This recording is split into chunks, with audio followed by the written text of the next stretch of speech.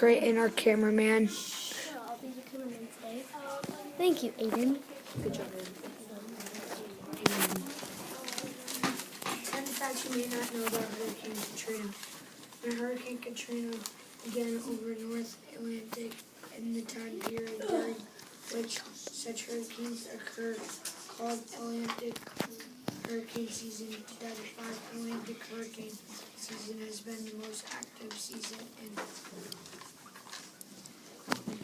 destructed coast of Hurricane Katrina was $108 billion US. In 2005, Hurricane Katrina swept to Florida, Louisiana, and Mississippi.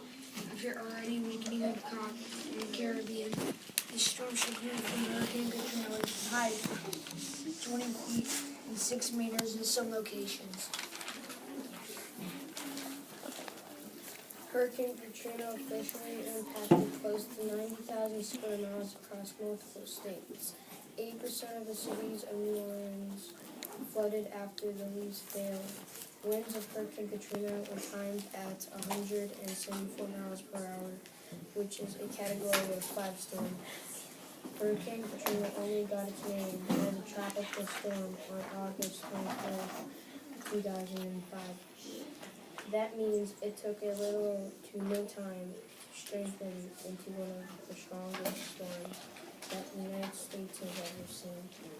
10 years later, some 705 people are still reported as missing. As a result of Hurricane Katrina, as reported by CNN, Katrina is listed as the single most catastrophic natural disaster in U.S. history. As many as 15 million people were affected by Hurricane Katrina in various ways and for extraordinary lengths of time, from death to loss of property to rising gas prices to evacuations to economy changes and so much more. Millions upon millions of felt the wrath.